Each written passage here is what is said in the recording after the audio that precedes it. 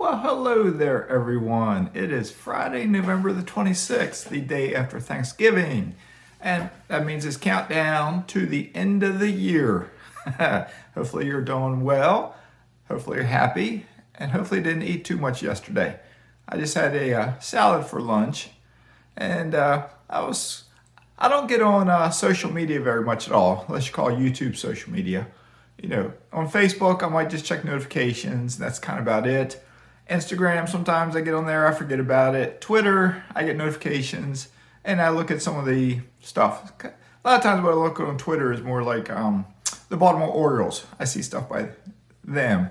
They're tweeting. And but on all my channels, I subscribe to a lot of financial stuff. So anyway, I was glancing at Instagram earlier, and Your First Million, Joseph Chantry, I think his name is. Yeah, he's on there. He's written a book. And I'm going by memory here. He's a police officer out on the West Coast, I think it is. And he's now worth over $1 million. And he puts a lot of financial stuff on his Instagram channel. He became a millionaire from buying real estate. He bought real estate. I forget what city, St. Louis maybe. Don't hold me to that. In the Midwest somewhere. And it's kind of rare that we find police officers who are investing at all. At least in my department I came from. I talked about investing in most, like the strong majority of them, like 90-some% of them had no interest at all because they said no time, no money. But anyway, Joseph Chantry, he goes by Your First Million on Instagram. You can find him, subscribe to him if you want, if you got an Instagram channel. But he posted something, he said, I don't know if he wrote this or he got it from somewhere else, but he wrote, if you think it sounds unrealistic to become a millionaire, just remember that in the United States alone, there are about 19 million people who are worth at least 1 million. There are also about 1,400,000 people worth 10 million or more. Millionaires and multimillionaires are not rare in this country. So, his final sentence is, quit acting like a victim and decide to join them. I like that. And one reason I like that is, let me flip this off. Sorry, couldn't find the button. One reason I like that is the majority, I'm going to generalize here. I don't want to point any fingers. I'm not pointing any fingers at anybody. I don't want to offend anybody. But the majority of society, they do act like they're a victim. They act like they're a victim. They want something. They're like, government, take care of me. Give me a stimulus check. Food stamps, give me this so I can get free food.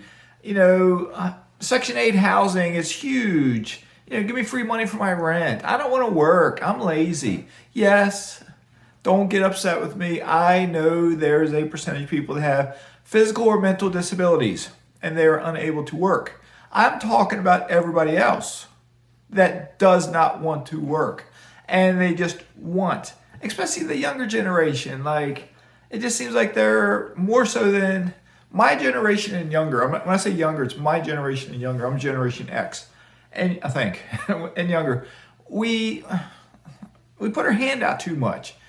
It seems that way. So anyway, stop playing the victim card. You're not a victim. No one living in the United States of America, unless you're a victim of a crime or something, is a victim when it comes to economic conditions. So you're born in inner city, whatever. Pick an inner city. How many stories are there of diamonds in the rough? Kids who were born there and they rose above. Okay? If you were born not in the inner city, but you went to an average school somewhere, you have average parents. Yes, your parents may not have taught you financial stuff. Yes, the schools may not have taught you financial stuff. But it's all over the internet. YouTube is free. Twitter, Instagram, it's all over. There's financial people, individuals that you can follow everywhere. So just to be blunt, quit whining. If you struggle to pay your bills, quit whining. Because all you got to do is work and learn how to live below your means. And all you got to do is start investing. I've mentioned this quite a few times. If you make this much, you live on this much, and you invest the difference. Okay, you invest the difference. So with investing, It's easier to invest now than ever. And oh, you saw the headlines today. What is it? The Dow dropped. I think it dropped 1,000 points. The NASDAQ, the S&P 500 dropped. Crypto dropped. Oil has dropped. Natural gas was up when I looked this morning. But everything else, the markets are dropping because there's a new mutated virus in South Africa that has spooked folks. So it spooked the markets. It's part of life. It's part of life. We can't stress about that stuff. We can't worry about it. Viruses will come, viruses will go. Viruses have been around.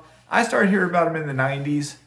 You know, they made movies about them and different ones. I forget the order they came out. SARS, Ebola, Asian bird flu. It's just different ones came about.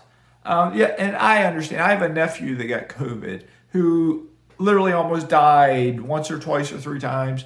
He was hospitalized in January. He got out of the hospital in July. He still has physical ailments because of that. He will have long-lasting, like the rest of his life, issues with his lungs. Okay, it's a serious problem. I'm not minimizing the severity of this.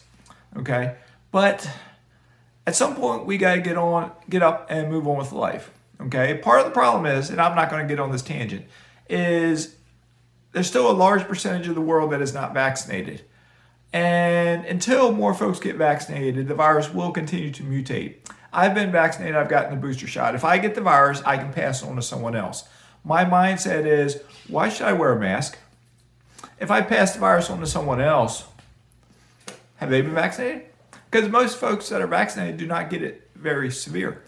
So anyway, I'm digressing, aren't I? So I'll get a booster shot again. If the new variant comes out and they got to tweak the vaccine and 6 months from now I get another one, so be it. It's not going to hurt me. A little jab in the arm, it doesn't hurt me. I don't whine about stuff like that. Okay? I've invested recently in crypto. It's dropped.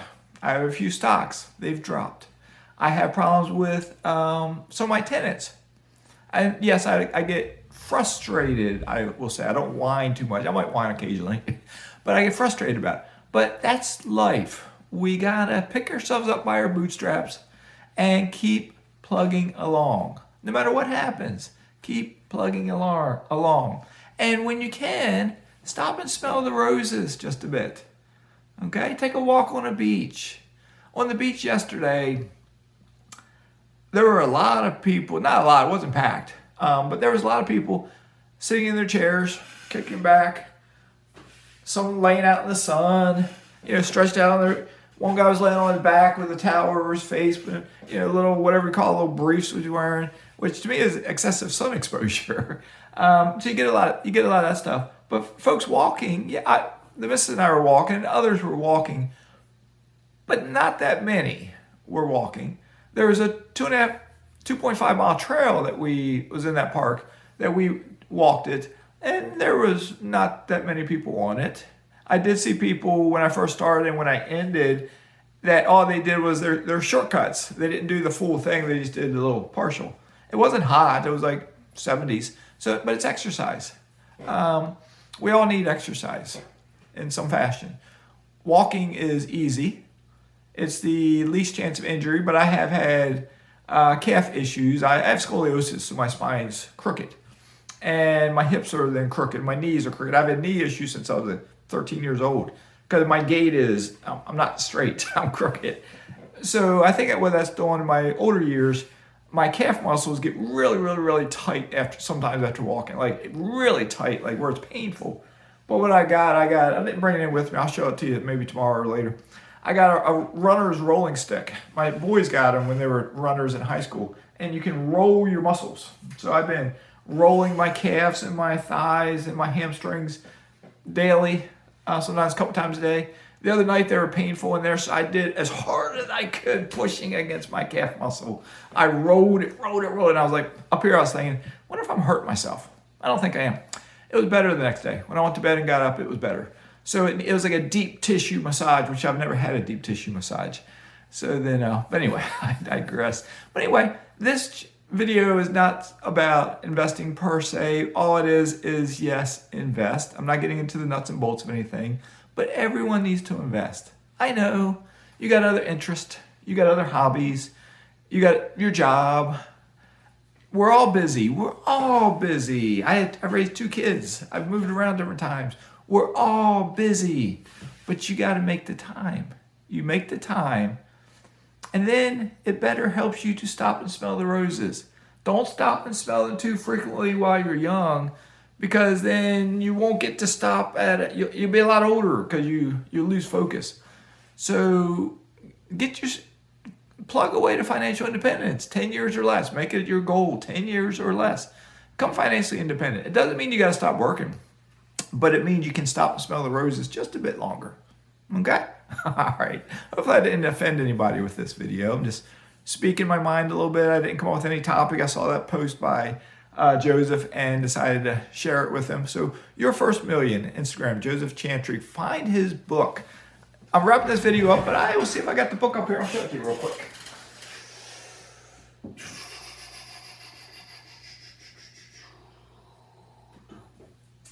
Yeah, sorry. You could have paused the video there or stopped it, but I did not find the book. It's up there somewhere. I'm not going to spend 5 minutes looking for it. So anyway, y'all take care. Love life. Keep smiling. And Mazske is signing out.